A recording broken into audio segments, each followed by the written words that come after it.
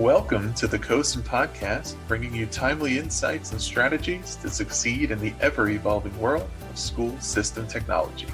On each episode, you'll hear from certified education technology leaders, visionary district change makers, and instructional experts who will discuss the technology topics making a difference in schools today. And now, enjoy today's show. What are some of the specific cybersecurity challenges districts, and particularly rural districts, are facing and addressing, and how have the past couple of years changed the cybersecurity landscape? Today on the COSIN podcast, I'm joined by Gary Lambert to discuss these critical topics. Gary has been the director of 21st Century Learning for Beekmantown Central School District in New York for the past 20 years. In other words, he's been the director of 21st Century Learning for the entire 21st century. He's been involved in every major tech initiative in the district, including the one-to-one digital literacy initiative. And he also teaches technology integration courses to budding young educators as an adjunct professor at Plattsburgh State University. Today's episode is part 2 of our 3-part series presented by GoGuardian, in which we're discussing digital and cybersecurity and a host of related topics. So without further delay, let's welcome in Gary. Thanks for being here. Thanks for having me.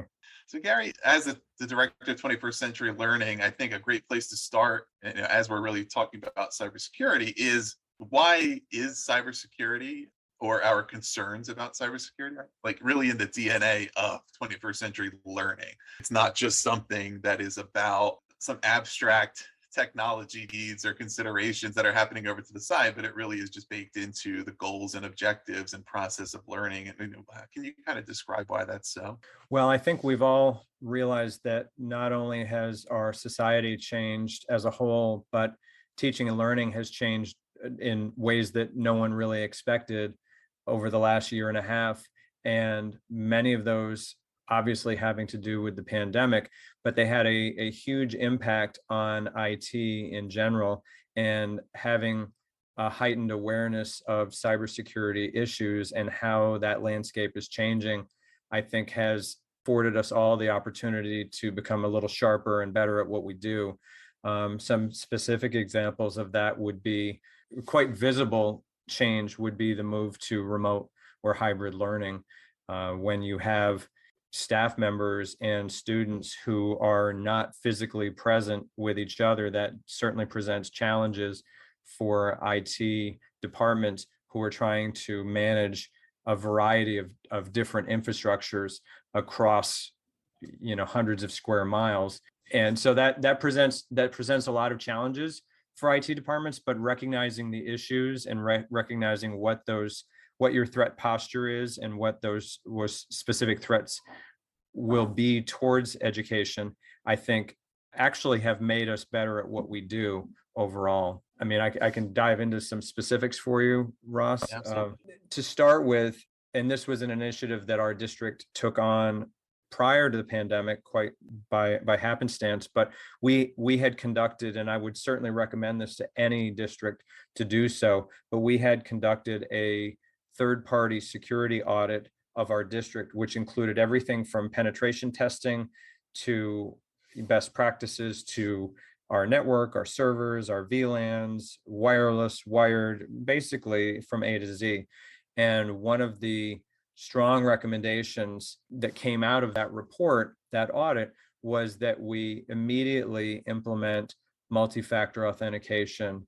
And we took it a little bit further than just their recommendations. We implemented multi-factor authentication for all staff who have accounts in our district. So not just the teachers, the admins, the clerical, but we did this for our custodians, our bus drivers, our food service workers. And the key there was educating people as to why that was important, because most people didn't see themselves as a target. And why would someone come after me? I'm a bus monitor. What do I have that a hacker or the bad actors would want? And getting the idea across to them that they're not the end game, they're a stepping stone to the end game, made everyone understand that they are a key link in this security chain. And so this is a matter of practice for us now. When we have a substitute employee come in, an intern, a student teacher, we had a few of them today actually, come in and get an account from our district, one of the first things that we do is explain to them multi-factor authentication. So we break that potential weak link in the security chain right off the bat.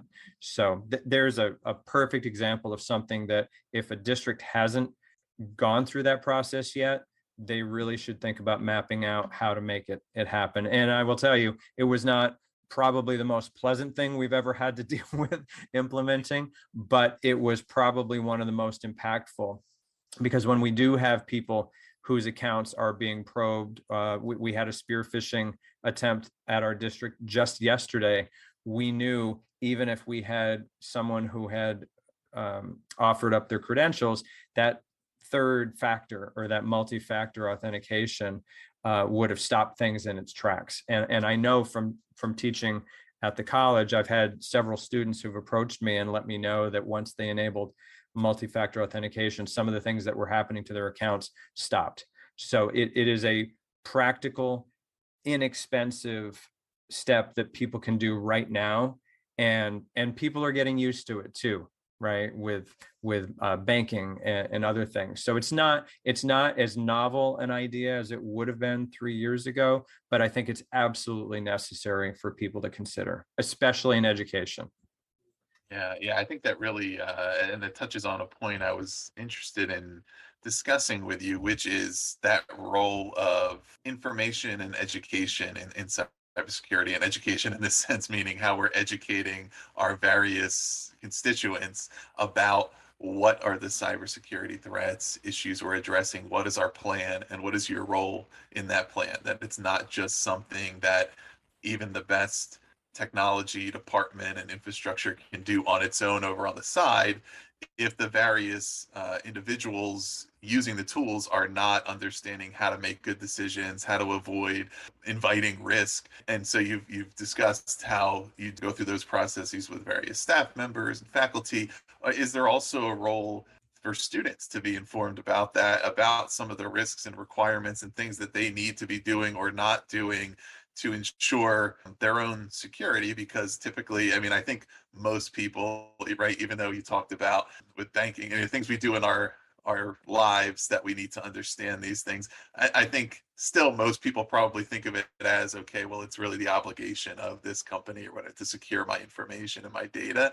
And yet, you can either really help that or hurt it by what you choose to do. Is there a potential role there, or something you're doing now with informing students about how they fit into that? So I would say the answer to that is yes. On an education level, we do have classes, and it takes a village. Right? This is the type of thing that it's not a task to be taken on. Cybersecurity is not a task to be taken on solely by IT departments. It truly needs to become embedded in the culture of any organization, whether it's education or corporate, that everyone has a role to play. It is somewhat more difficult with students because you don't necessarily have a baseline of understanding across the board, because we are dealing with pre-K 3 through 12th grade. So it's very difficult in some respects to scale these conversations down to an intelligible level for some students, but you reach them where they are. And it's not a once and done thing anyway. It's reinforced throughout their time in school. As we've had students, and without giving specifics, but we've had students whose accounts have been probed and have been compromised. And for those students that we obviously will have them change their password immediately, but for those students who are at a point, high school, maybe sophomores through seniors, who have a device that they can download an authenticator app, we will enable 2FA or MFA for those students. So it's not out of the realm of possibility. It's not at a point where we could do it across the board, because just imagine the logistics of issuing YubiKeys or devices for issuing those expiring second factors. But that being said, it doesn't mean just because you can't do it all that you shouldn't do anything. So we're at that point where we educate when possible and we remediate when necessary. I think a lot of these challenges and various needs that districts are addressing across cybersecurity are going to be consistent across the board, large districts, small, urban, rural. Sure. But there obviously are a lot of differences as well. You have some of these, large urban districts whose infrastructure is like what you might expect to see at the Pentagon. And then, of course, other districts have a very different reality of the way they're set up, where their students are, where you live, what your schools look like. I believe in your district, you have, I think, fewer than 3,000 students. Correct. It's a smaller rural district. But tell us a little bit more about your district and your setup, and what are some of the challenges you face within that context that are more specific to a district like yours? Well, one of the nice things about our district is that we are absolutely average as far as demographics go. So anyone listening to this podcast can know that I'm speaking from a position of being very much like most of you who are listening. So we have 2,000 students spread across 4 buildings. One of the buildings houses 3 schools, and then we have a remote elementary building. But as far as demographics, size, income, a variety of different factors, we are very much like right in the middle of what most of America deals with. So as far as our landscape goes, we have 4 IT staff members, myself, a systems admin, and 2 help desk technicians. And we're managing one-to-one at pre-K 3 through 12th grade. So devices are in the students' hands. Now, they're not obviously being used to the extent at pre-K 3 that they would be when they're in high school, but we do get them familiar with them because it is part of how we deliver instruction. They're not behind a screen 24/7, but it's used where appropriate. So there are some challenges that come with equipping an entire district with devices, and that is something that we've done over the last, it took us about three or 4 school years to make that happen. That's where we're at. We also have the challenges with remote instruction of some geographical areas that your listeners may also have the same challenge. I'm sure that last mile that hasn't been equipped with broadband yet. We made a very deliberate, concerted effort about 6 years ago to partner with a company to provide wireless cellular hotspots to our underprivileged students through a variety of grant opportunities. And what we found, quite interestingly, I know this strays a bit from cybersecurity, but it all ties together, is that the rate of broadband adoption increased dramatically across the board because parents saw the utility of having broadband at home and having that access at home, not only for their children, but in a sense for themselves as well. That doesn't solve the broadband gap entirely because there are still locations that are still underserved even by cellular, and that's not, unfortunately, something that we can't just erect a tower to deal with that. But we're trying in as many ways as we can to bridge that equity gap as well. Yeah, and so as you're talking through that too, it's also making me think about some of our emerging, aspiring tech directors, even CTOs, the folks who are coming from various, I think, different positions and backgrounds within education and are looking to move into those kind of roles. I mean, just in this past year or two, a couple of my own colleagues went from being one from a classroom teacher to a school level tech director, one from being a principal to a district level, so people are coming from all different kind of roles. And it's making me think about how, you spoke about the team that you work with, how we form those teams, and what are the perspectives that are important to include there. Of course, part of it is going out and speaking to the educators in the schools and thinking about what do you need in new tools? How are you using them? We need to make sure our objectives are met around safety and security, but we also, of course, need to make sure that these are optimal for instruction and student learning and Absolutely. everything you need to do. Are there certain things that you have found to be helpful as you've been in this role in the way in which you form a team that has the various perspectives, right, to make sure that all of the district's objectives are met, from teaching and learning to safety, security, and on, to ensure that you have kind of the right mix. I think you were reminding me of my own background just a while ago. I was a classroom teacher for 7 years, teaching French and Spanish, but I had a strong interest in technology integration, and that's how I saw my opportunity arise to become the first technology coordinator of the district, and later in the position that I am now. But I think the most important thing that IT departments need to focus on, regardless of what their name is, whether it's curriculum and instruction, whether it's instructional technology, whatever the name is that we all serve the same end goal, and that is facilitating instruction. IT does not exist for IT's sake. IT exists to provide those opportunities for instruction. So making sure that the team members, regardless of their backgrounds in your IT department, understand that they are playing a vital role in continuing to strive towards that goal of improved instruction for everyone. It doesn't always mean that the answer is going to be yes to any staff member or administrator's questions, but understanding where they're coming from is super important. In fact, all of our staff members here, we are a Google Workspace district. All of our staff members here are Google Educator certified. I wanted to make sure that they went through the process of understanding all of the tools, or the vast majority of them anyway, that our teaching staff use, so that they could get inside the head of a teacher and understand how those tools are being used. And I think the other important thing, Ross, is having frequent conversations with the end users, that the end user is not simply a ticket in a help desk system. The end user is a person who has challenges and problems that they really do rely on you for help. And if you are facilitating that dialogue, you understand them better, and they understand that you're there as a resource for them. And it's that synergy, I think, that's helped us be successful in what we've done and become a leader in our region. There seems to be far too often an adversarial role that seems to be, I'm not sure how that arises, because it's not been our experience, but it seems like IT and end users seem to be pitted against each other, and really they're all pulling from the same rope, and it's just a question of perspective that is different.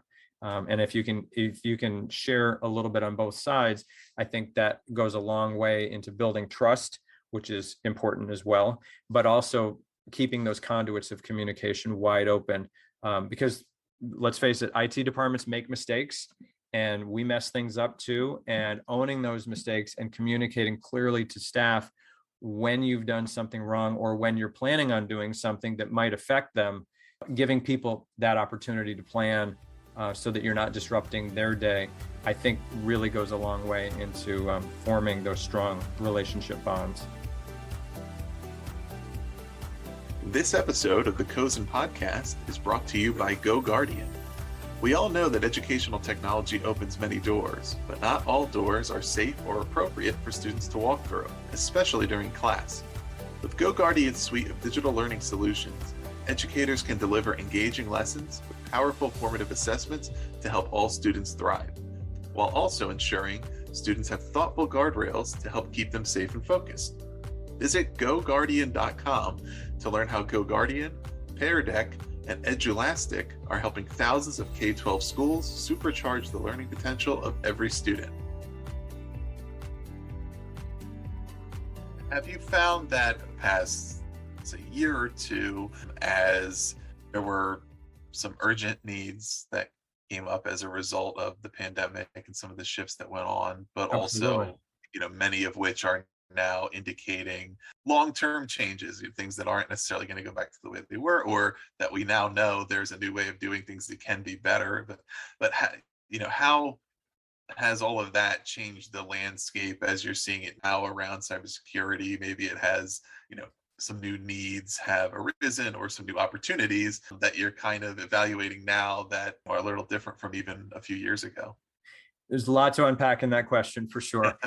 I would say that on the opportunity side of things, I think the pandemic, for as many obvious bad consequences that have come about, it's been an opportunity for us in education and elsewhere in society to take a step back and say, we've been forced to do things differently. And as things go back to closer to normal, and as we approach the opportunity of, or the possibility of being back to normal, do we really need to go back to all the old ways of doing things? And I'll give you one specific example.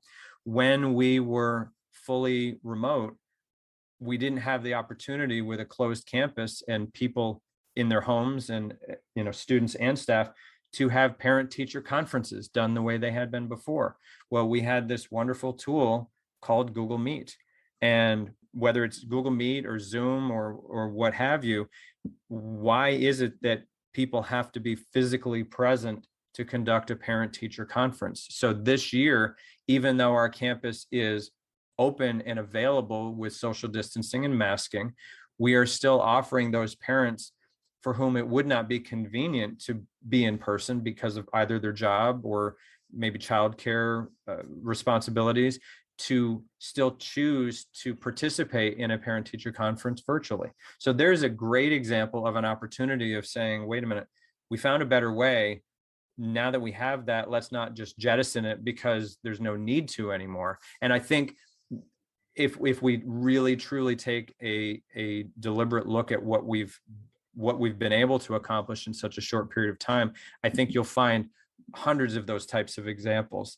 And another one that you mentioned, when we were on lockdown, one of the first things that came up as an immediate need was the need for document cameras. When you have teachers, especially elementary teachers or specific curricular areas like math, for example, when there's a lot of process-based learning where people need to see how you've built from the beginning to the end, teachers were scrambling to figure that out. So we offered 75 document cameras to our staff, and they were snapped up very, very quickly, driving to teachers' homes to get them in their hands. And now that they've seen that, we don't have to beat the drum of technology or integration anymore to the same degree, because they've seen it and lived it themselves and saw the benefit to them of, wait, maybe I can still use this document camera and I can record what I've done, so I can share that on my Google Classroom for students that are absent or in quarantine, so that they don't miss or continue to miss material. So it's been a nice confluence of tools and opportunities working together in tandem. And I think the things that don't work anymore, we will happily go back to the things that we used to do before all of this. But the things that have worked, we're embracing those. And I think we'd be foolish not to. Yeah, there certainly is a process, and there will be some cycles I'm sure we'll go through where these things are really effective in this time frame, not what we need anymore. These things are what we need to really commit to. And as you're going through that process of innovating and adopting new things or trying out new things, of course, in alignment, ensuring that they're meeting all your needs. Are there certain tools, I mean, this and in general, not specific necessarily just to any new needs that have come up, but Yes. certainly things that you have been utilizing to help to mitigate cybersecurity challenges, just help you be effective in cybersecurity, and or of course, particular tools and things, but also I think resources in a sense, things that help you identify the various technology and digital tools that are used in your district, certain organizations that you reference or certifications and things, right? We have those different validations and shorthands and things also that can be helpful as we're going through all these processes at once to say, okay, one, we have our core specific cybersecurity tools and resources that we use for that purpose. Then also we're simultaneously evaluating all this other technology that's for teaching and learning and data storage and everything else. And we need to make sure that's aligned. So there's a lot of different things to look at. But I guess let's start with kind of the tools piece of it that you're using, to address cybersecurity specifically. Any that have really proven helpful for you? Well, there's a few, and there's some that we're still evaluating because of the changing landscape of cybersecurity. But I'll start with maybe um, we've invested as a district in next gen antivirus, anti-malware, ones that are not based on signature based detection, but ones that are looking at heuristics and the way malware and antivirus has evolved is embedding itself much more deeply into our systems than they ever were before. So having next gen antivirus, especially if you are purchasing through a consortium in New York, we have our regional information centers, and through their reach, they've been able to negotiate some really good pricing that we would not, as a school district, normally have been able to avail ourselves of. So I think partnering with whatever regional tech support agencies that you have available to you, I think is important, because without sounding too cliche, it's not a question of whether you will become a target, it's when you will become a target. And if you don't have those tools in place, you are certainly going to wish that you did when it happens to you. And when it happens to you, you're going to find a way to pay for it after the fact anyway. So you may as well be proactive in that respect. So that's one piece that we already have in place. Our district took advantage of a cybersecurity tabletop exercise with one of our regional tech support agencies. And one of the things that we were looking at, because we, like many other districts, have moved so many of our resources into the cloud, including much of our storage, is security for our cloud storage.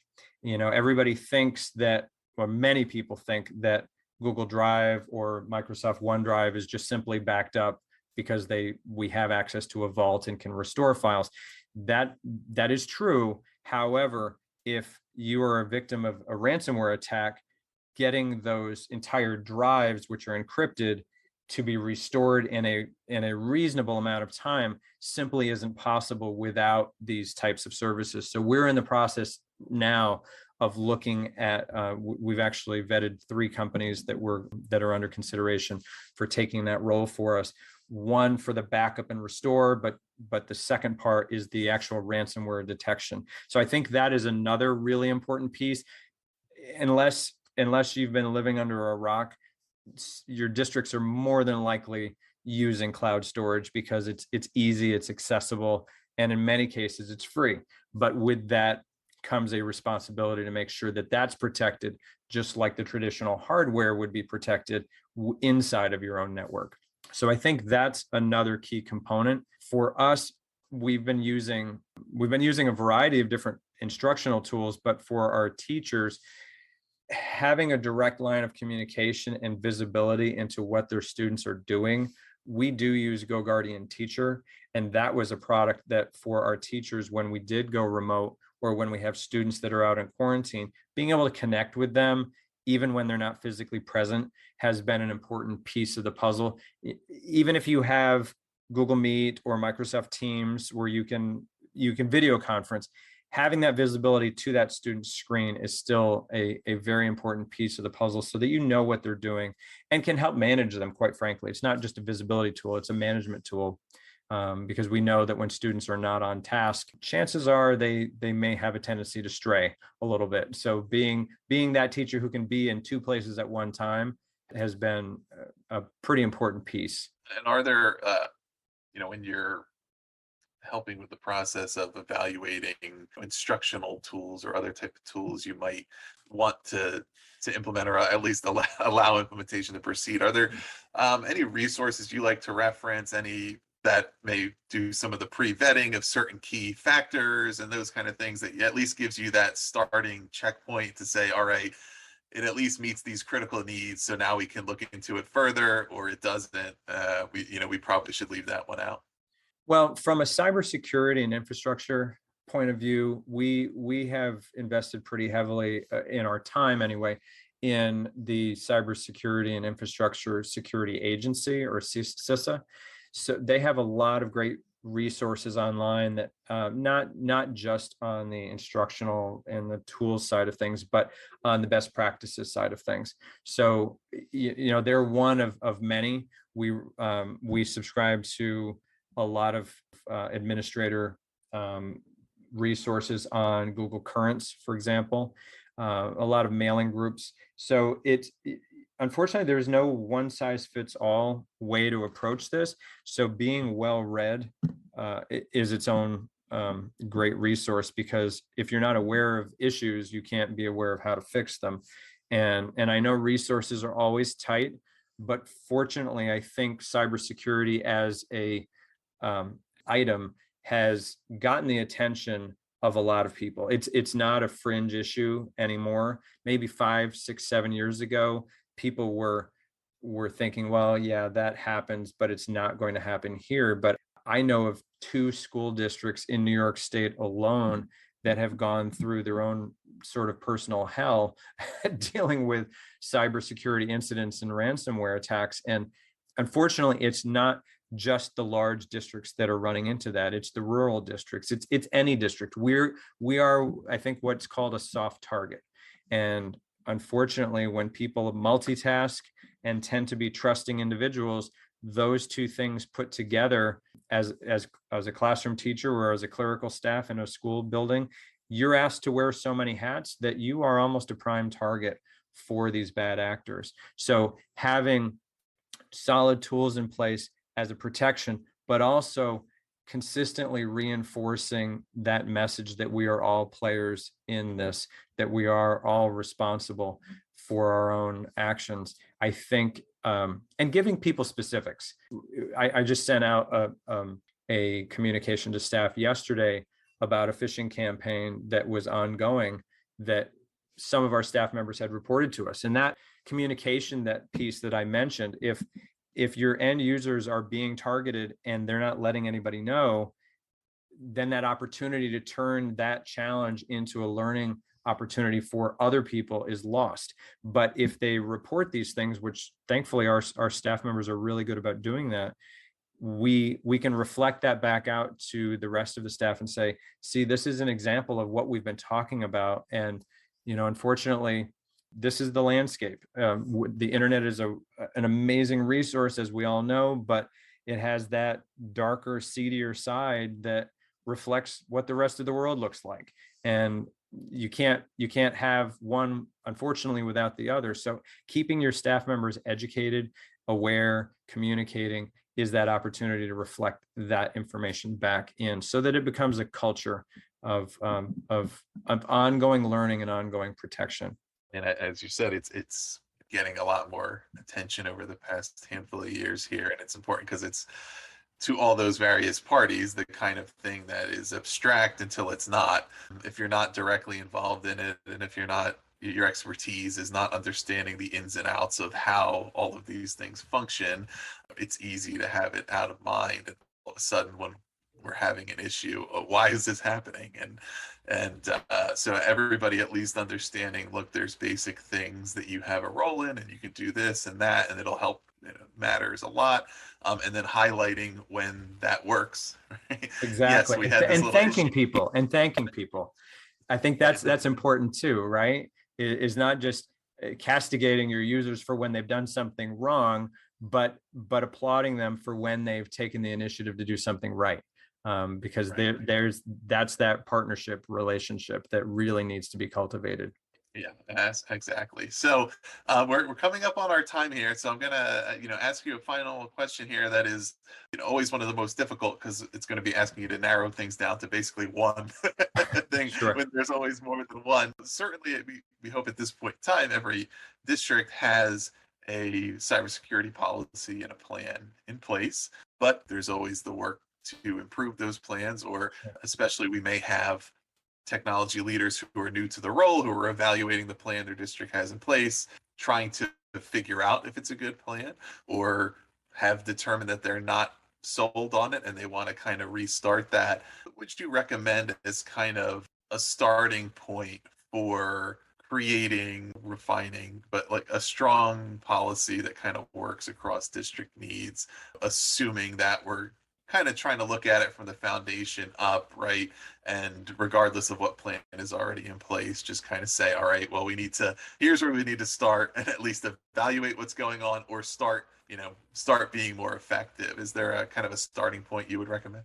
I would say, and I certainly referenced this right at the beginning, but probably the single most important thing that you can do, that your listeners can do as a district, is decide as a district at the administrative and board level. I think it's important that you have the board involved in this conversation as well, so that they understand that it's not an IT decision, it's a district decision, that you make a concerted effort to enable multi-factor authentication, right? You need to lock the doors of your house before you can start protecting things. So that's the first order of business.